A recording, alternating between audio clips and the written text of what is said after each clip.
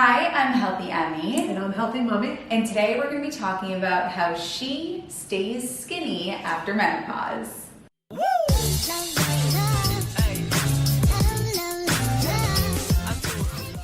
Hey, if you're new here, I'm Healthy Emmie. I'm a nutritionist, a weight loss specialist, and the creator of the Slim on Starch Program. This is my lovely mom. About a year ago, we put up a video called How My Post-Menopausal Mom Got Skinny, and now we're doing How Healthy Mommy Stays Skinny. So let me put down this very hot bowl of stew, and we want to do a little bit of a disclaimer here about the term get skinny, stay skinny. It's a catchy title. It's something that gets you onto the video, but now that you're on the video, let's tell you what it is that you need to hear, which is that the body is the shell that we experience life in, and it's going to shapeshift over time. We just want it to be the healthiest body possible. Healthy Mommy after menopause didn't feel like herself, felt heavy, high cholesterol, went on the Slim on Starch program and released what her body didn't need to hold on to anymore. So let's not go into this with the mentality of get skinny, get skinny, get skinny. Let's go into this with the mentality of let's focus on health and let our body settle where it's going to be healthiest. I put on Instagram yesterday and I said, should we make something from the Healthy Gut Cookbook or from the Healthy Snacks Cookbook? And the vote won for Healthy Gut. So we are going to be making this gut healing stew from the Healthy Gut Cookbook. So before we get into the recipe, I want to give an overview of what Healthy Mommy's diet looks like. So she went on the Slim on Starch program. The Slim on Starch program is a whole food plant-based diet based on starches, vegetables, fruits, legumes, so no highly processed foods, no refined oils, to give people sort of a feel for what a day of eating looks like. Can you give us a brief overview of what that looks like for you? I have a really hearty bowl of oats for breakfast. For lunch, I typically have one of many soups that I make, and then I'm lucky enough to have whatever Healthy Dad cooks from his cookbook for dinner.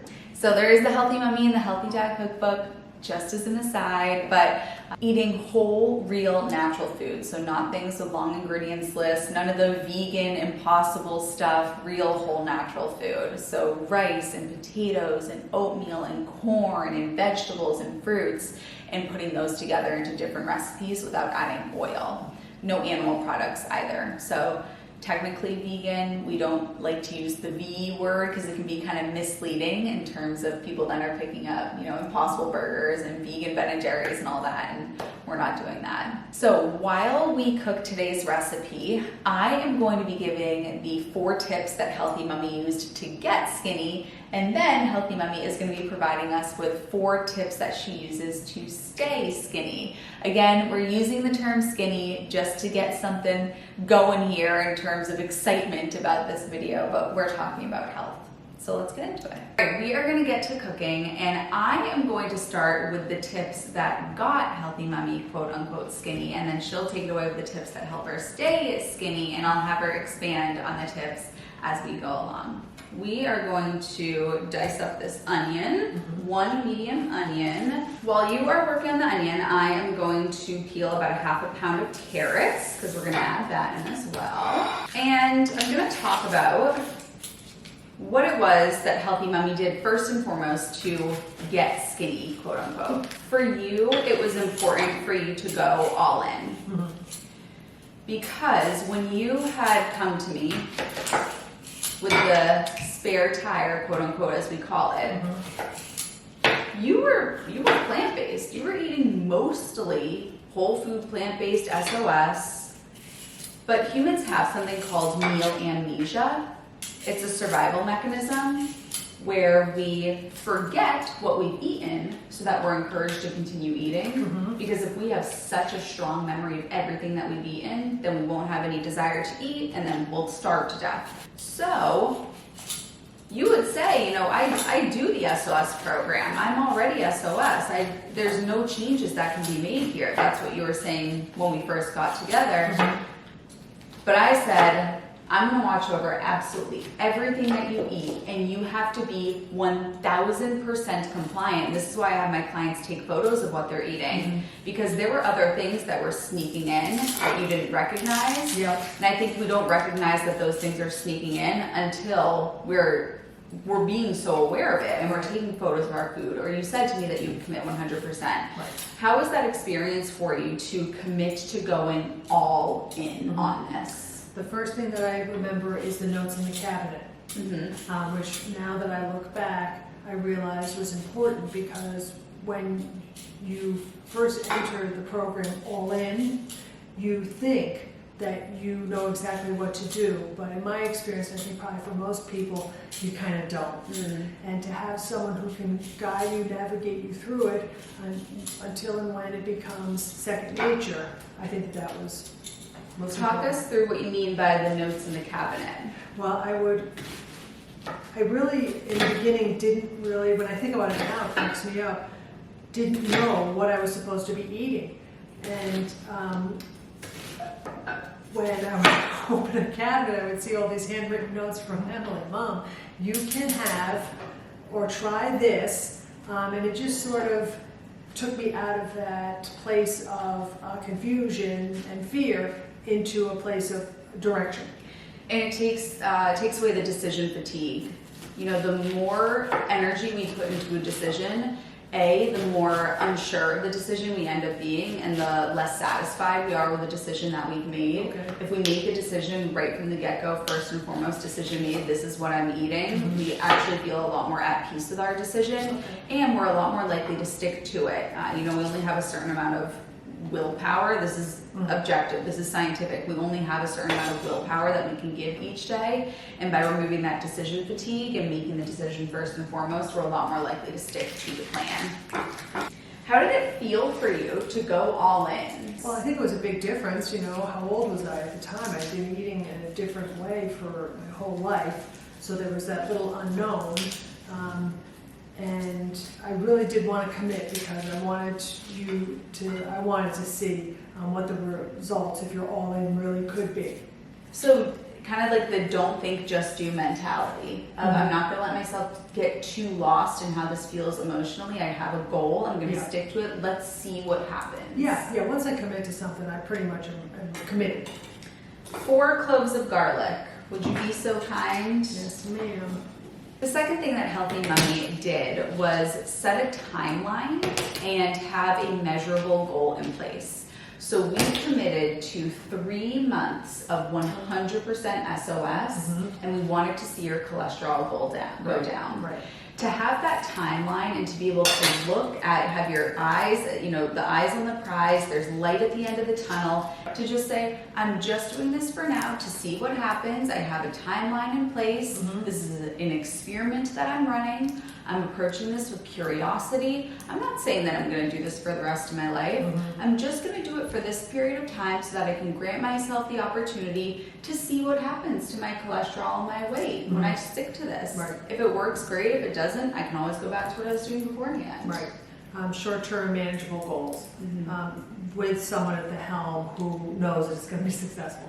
That is such an insightful and important point, that if you set a goal but you don't have the right person guiding you, you know, you get in the car and you have your destination but you don't have the map to get there, it's going to be really difficult, and that can be very discouraging if you set your mind to something but you don't have the right guidance. So I like that tip, to have a mentor. The third change that you made was during those months where we committed to SOS 100%, no hand-to-mouth foods. So these are things like popcorn or peanut butter crackers. You were only eating when you were sitting down with a plate in front of you and being present with the food. Right. If we set that boundary with ourselves to not eat those hand-to-mouth foods, now we're definitely paying attention to our actual hunger fullness cues, and we're not doing things habitually. That shift to not doing the snacking, how was that for you? How did you navigate it? I think that there is a 2-part reflection for me on that, and one is just habit. It became ingrained in my neural pathways that a certain time of the day was the day that I would sit down with peanut butter crackers and tea. And hand-to-mouth foods for me, as we've talked about in the past, popcorn, chips, anything like that, it's just I cannot stop. And once I was satiated from the change in the foods that I was eating, there wasn't so much of a desire anymore to do that. And I don't think that you're not a compulsive, like, once I have one, I can't stop, and I'm driving to 7-Eleven getting bags of chips. That's not what you're doing. I think what you're doing is, or your behavior around chips and popcorn is such natural, normal, common human behavior of 99% of people. It's, you just start eating them, and then you look, you're like, oh my gosh, I just ate that whole bag. Right. Because it's just so, it's salty and it's sweet and it's the hand to mouth, and you're doing other things and you're distracted, you're watching TV. So to bring awareness, and for somebody like you that practices mindfulness and being present, to bring that awareness is very in line with all of your energy. Yeah. And often done, if you think about popcorn, often done while you're doing something else mindlessly, like watching something. And the volume of what you have the opportunity to eat is so much bigger than anything else. Say if you're multitasking, you're just doing two things poorly. So you're not paying attention to your hunger fullness cues, and then whatever you're watching, or if you're working, you're not doing that as well either. Yeah. Okay, so to our soup pot, we're going to add the onion, the garlic, and we're also going to be adding a teaspoon of ground cumin, a teaspoon of coriander, and half a teaspoon of turmeric. The reason why we are choosing turmeric is because turmeric is anti-inflammatory. It's also great for the immune system. And if you are struggling with gut health, we want to help reduce inflammation as much as possible. A lot of bloating is caused by inflammation of the gut. When you hurt yourself and you get swollen, things get bigger when they're inflamed. And so if you have inflammation of the gut, that's a big contributor to bloating. So the turmeric is going to help with that. So we just added those in, and the turmeric brings such a beautiful color to the onions. All right, we have you dice these up. Do you want them in discs? Whatever you want. I think probably discs for a soup. The last thing that Healthy Mummy did, and this is my favorite, is you were willing to do things differently. And you didn't resign to, oh, my body is broken. What does Em know? She doesn't understand me. She has been through menopause.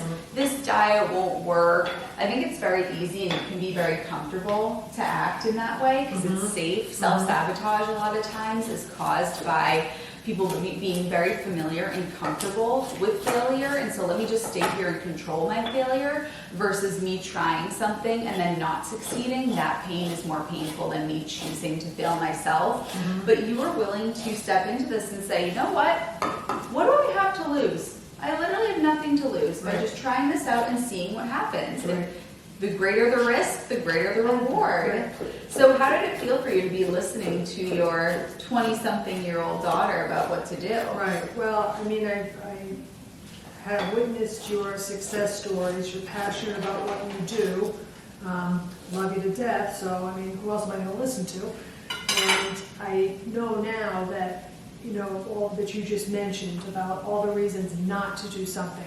It's all negativity, and negative thoughts love to be fed, with more negative thoughts, and then they're happy and you haven't done anything. So it's always best to go in the other direction.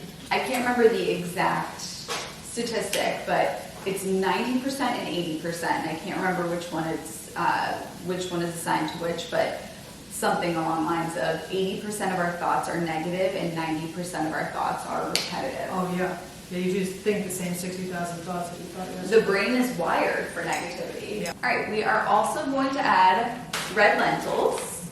The reason why I'm choosing lentils as opposed to putting beans in this is because people that have gastric distress don't do well with beans, but lentils people seem to do okay with, so we're choosing lentils as our legume source. We are going to do 1 cup of the red lentils. We're also going to do a can of diced tomatoes. All right, we're also adding a tablespoon of tomato paste. Always get tomato paste in the tube. It tastes very different than tomato paste in the can, so get it in the tube. We're also gonna add in 2 cups of veggie broth. So we're gonna bring that to a boil and then let it simmer for about 25 minutes. So I like that takeaway that there's always going to be a reason not to do something. There's always going to be an excuse and a reason why you shouldn't do something. That's always going to be there. So to prepare yourself for that, and you have to train your brain to focus on positive. We always what if to a negative. What if it all works out? What if this does go well? What if you do heal? What if you do release the weight? We always what if to the negative. Yeah. But while we're cooking this up, Healthy Mummy, You've gotten skinny, you got your cholesterol down, but getting skinny and staying skinny are two different things. So what is your first tip for us for how to stay skinny? I'm going to pick this first tip because I was listening to a podcast about it this morning, and that is recognizing the importance of a morning routine. They say that all successful people have some sort of a rote way of starting their day off on the good foot. So in other words, if you need to be at work at 7 and you are rolling out of bed at 6:40 and going straight to the car, probably not as good as getting up at 6, making your bed, washing your face, packing some food to eat later on, and then going. For me, being retired affords me more time to do even more things that are good for me, meditation, yoga, etc. And it does get the day off, gets your mind in the right frame for productivity and success. There's a book, I believe, and well, I know that there's a book called Make Your Bed, and it's one of those books where you read the title and you're like, okay, I get it, I understand. And the premise of it is to do exactly that, to get your day off on a routine, consistent, structured start, because that's the energy that you're bringing into the day. Mm-hmm. What does your morning routine look like? When I get up, I'll tell you there's some new things that I'm trying to weave into them, and it's success, not so much success, not so much. But to get up in the morning and to just go up in gratitude before your mind even starts to think about anything. And maybe even to have a good large amount of water at the bedside so that the first thing you're drinking is just water. Then I get up, I make myself a cup of tea, I meditate for 20 minutes, I do yoga, and then I go on a walk mostly all the time unless it's snowing, ice on the ground, or pouring down rain. I get outside and walk. I think it's really important to get outside in nature. You mentioned gratitude practice, and as you know, where attention goes, energy flows.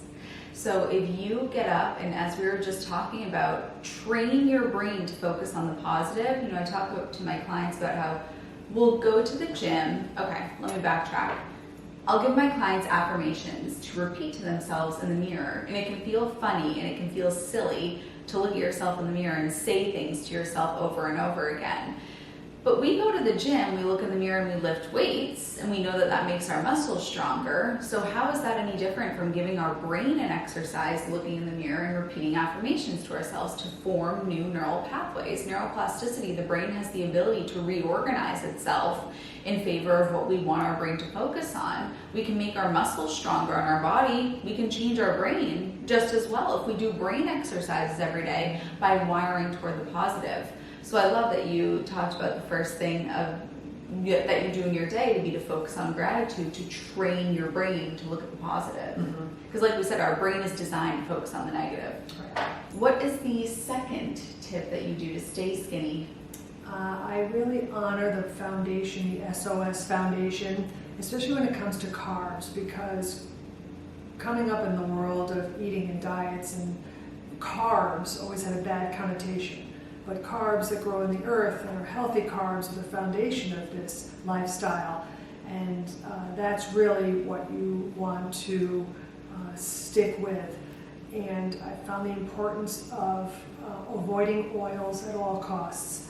Obviously, adding oil to a recipe or to a dish, but more importantly, that there are hidden oils in so many things. And if you're drinking a lot of plant-based milk that's loaded with oil, that kind of thinking, just to try and clean up what you're bringing up.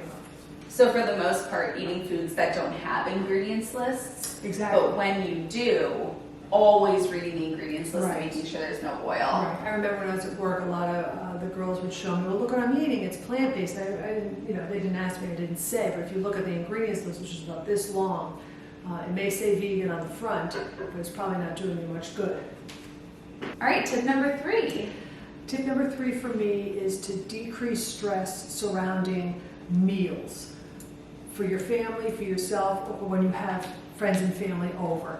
Because that can get kind of stressful when people, because we can make a big deal of the fact that you're not eating any animal products. So I'm lucky enough to have Healthy Dad, who is like a Marine drill sergeant about the things that we eat, and we love them all, which is easy.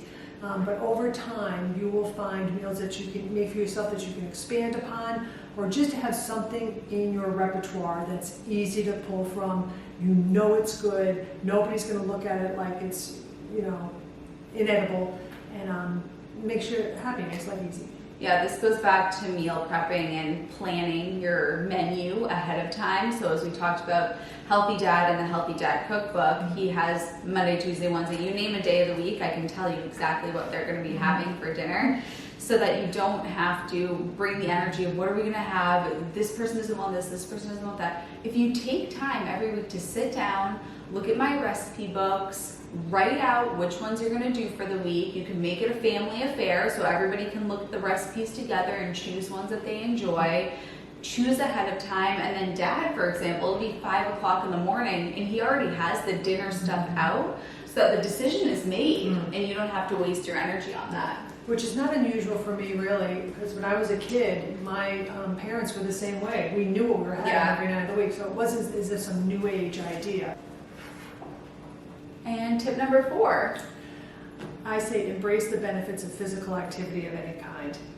I used to have this little quote in my office when we were at the college that a little 3rd grader wrote that said, if you don't take care of your body, where will you live?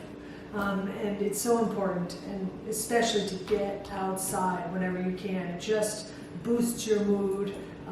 You feel sort of invigorated. If you just have the right clothing for where you live, other than safety, there really is no excuse why you can't get out all year round. So everybody has one of these, a cell phone.